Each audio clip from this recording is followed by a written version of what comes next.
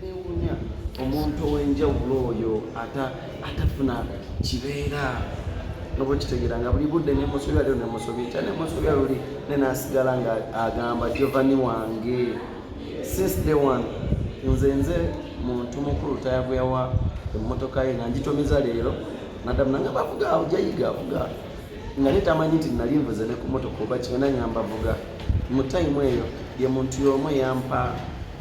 eyampanga ekyokulya n'ekyokunywa nga simanyi nawe nyinza kijja nampawo okusula nampa buli kimu ekirungi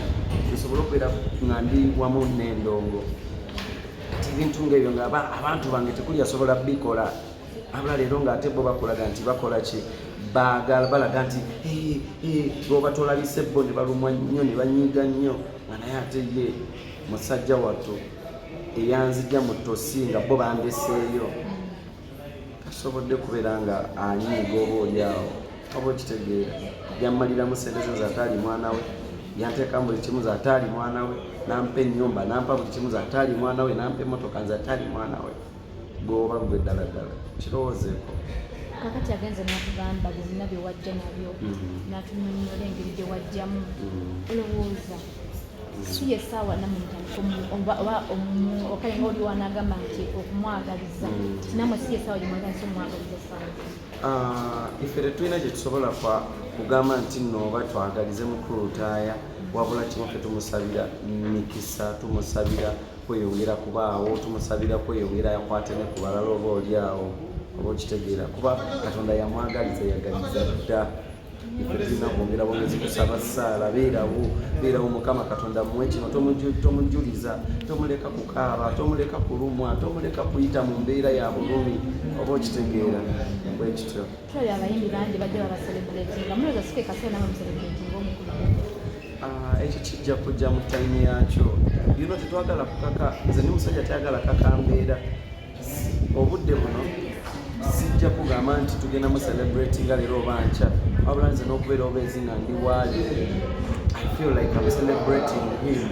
wembeera ku TV ne mwongerako I feel like I'm celebrating him so sina celebration gye nsuubira nti waliwo ennene egenda okujja ennene nkole batya cause n'okubaawo kwange nga nnyimba mba mpulira nga muselebrating mukulu tayo kubanga nkyaliwo nkyayimba nkyaliwo kamera zino zikyantunulamu cause abandabe buli andaba alaba mukulu tayo oba okitegeera kuba its my foundation its my taproot oba okitegeera so ekityo ekibuuzo kyange kigenda beera nti abayimbi aba generation mugenda kukola mutya okubeerawo emyaka egijja nga temulina oba okubeerawo nga mukyabeerawo ng'abantu bakyabajjukira emyaka kati mwana gwobuuza ekibuuzo ekiri lemu lwaki njogedde nti ekibuuzo kiri lemu wemba nga mbadde emyaka 10 nga wendi right now olowooza emyaka 20 amala gegananemu okubeerawo kankubulireko ekivuga generation leero okubeera nga etambula nga mutambula okubeera nga mutuuka nekisa nogamba nasobola obeerayo emyaka emirala 2 olw'ensonga mwetwala nnyo kino kyogera at large twetwala nnyo ffe abavubuka nti bikomye leero ekyo tetumanyi kye tunaalya olw'ensonga tebatubuuliridde naye nze nakuzibwa omusajja okubeeta mukulu taaya mu ndongo yandeeta yannoŋŋamiza so this is not our time this time is still for the first generation yaba mukulu lutaaya with the next generation